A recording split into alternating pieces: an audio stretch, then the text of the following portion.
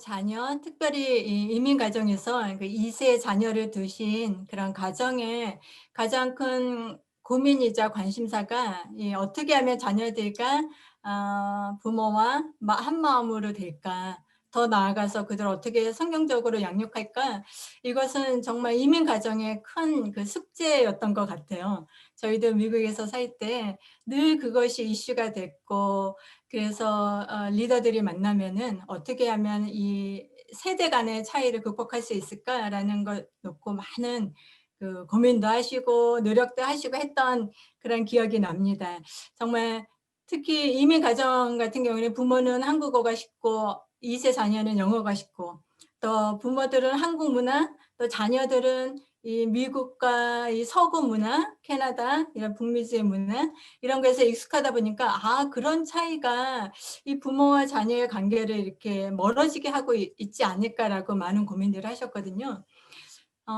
그런데 요즘에 참 재미있는 현상을 발견하게 돼요. 특별히 인제 우리가 2020년 살고 있잖아요. 21세기 들어서는 어머나, 이것이 이 이민 가정뿐만 아니라 대부분의 가정들이 동일하게 느끼고 있는 그런 어려움이라는 거를 알게 되었어요. 저희가 한국에서 좀 몇 년을 살게 되었는데, 한국은 같은 언어, 한국말을 쓰거든요. 그리고 같은 한국의 문화권 안에 있거든요. 그런데도 불구하고 이민 가정이 겪는 거 못지않게, 어쩌면 더 심하게 부모와 자녀의 관계가 단절되고 서로 대하기 힘들고, 생각하는 것 자체가 엄청나게 그 다르다는 거, 그런 것을 많이 느끼게 되었습니다. 그래서 이 한국에 그 잠깐 몇 년 동안 있었던 그 경험을 통해서 '와, 이렇게 세대 간의 그 극심한 갈등, 이것이 도대체 어디서 오는 걸까?' 그런 고민을 좀 해 보게 되었는데, 지금 어 특별히 인제 10 대나 더 어린 자녀들, 또 20대 초반의 자녀들을 가만히 보면은 그 세대는 문화가 한 가지더라고요.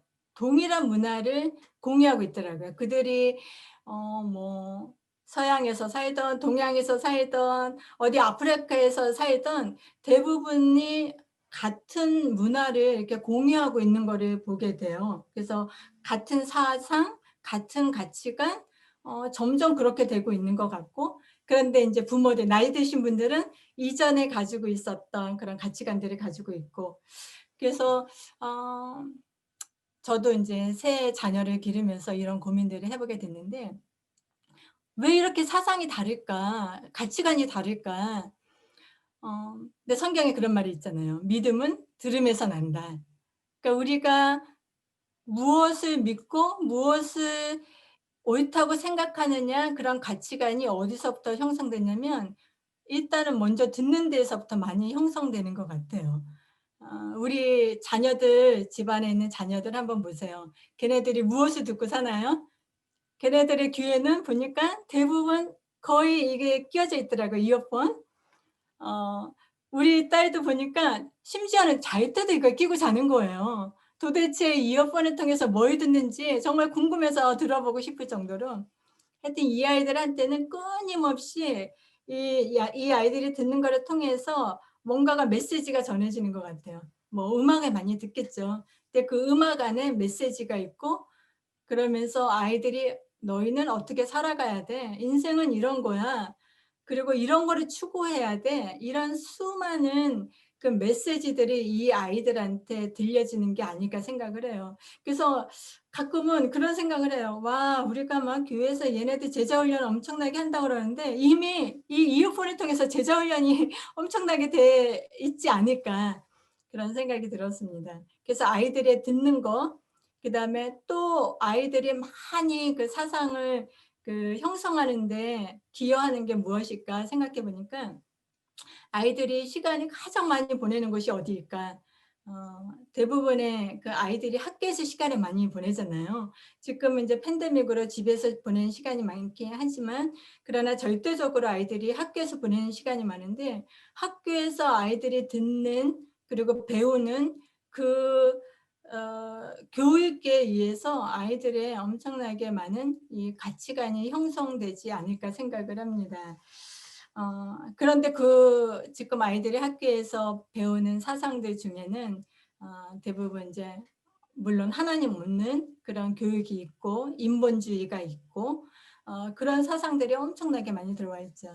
근데 우리가 아이들 인제 교육시키기 위해서 교회에서 막 성경 공부를 하고 예배를 하고 하는 그 시간이 얼마나 될까? 정말 세상에서 받는 영향에 의하면 절대적으로 작은 것 같아요. 그렇기 때문에 '얘네들 이해가 안 되네.' 이해가 안 됐을 뿐이 없는 게 이미 이 아이들은 많이 우리 자녀들은 이미 가치관이 형성되는 그 시간에 이미 많은 세상으로부터 또 학교로부터 이미 가치관이 형성되어 있다는 생각이 듭니다. 그래서 교회에서 정말 열심히 이걸 가르쳐야 되는데 어 교회도 정말 인제 그 성경적인 그 기준을 얘기하기 힘들어지고 인제 마지막 정말 가정이 이 역할을 감당해야 된다고 생각을 해요. 그래서 같이 정말 아이들의 귀에 성경의 말씀을 많이 들려주고 아이들의 그 성경의 기준들이 원칙들이 들어갈 수 있도록 그래서 시간만 되면 같이 읽고 그거는 인제 아이들 보고 읽어라가 아니라 가족이 같이 모여서 어 부모도 마찬가지죠. 부모도 성경의 그 원리들을 들어야 되죠. 그래서 같이 읽고 그 말씀으로 채워 넣는 그 역할에 그런 시간들이 필요하지 않을까 생각을 합니다. 그래서 이런 일들은 정말 어렸을 때부터 아이들의 가치관이 형성되기 이전부터 학교 가기 이전 그때 열심히 해 줘야 되는 것 같아요. 그리고 또 학교 다니는 아이들은 정말 바쁘지만 그 바쁜 시간을 쪼개서 어 성경을 읽게 하고 같이 성경의 그 원리들을 부모와 같이 대화로 풀어나가는 그런 시간들이 많이 필요하지 않을까 생각을 하거든요. 그런데 정말 이렇게 바쁜 현대 사회에 우리가 얼마나 많이 이 시간을 낼 수 있겠어요. 부모들은 일에 바쁘고 아이들은 공부에 바쁘고 해야 될 일이 너무 많은데 그래서 생각하게 된게 우리가 많은 시간을 투자하지는 못하지만 정말 효과적으로 할 수 있는 방법이 저는 하루의 첫 시간을 정말 하나님께 드리는 거라고 생각을 해요. 그거는 아이들뿐만 아니라 부모도 동일하게. 그래서 세상에 수많은 그런 메시지가 들어오기 전에 하루를 시작할 때 그 첫 시간을 하나님 앞에 드리면서 하나님의 말씀으로 나를 채워 넣으면 그러면 하루 종일 살면서 그것이 정말 중요한 영향을 미치지 않을까 생각을 합니다.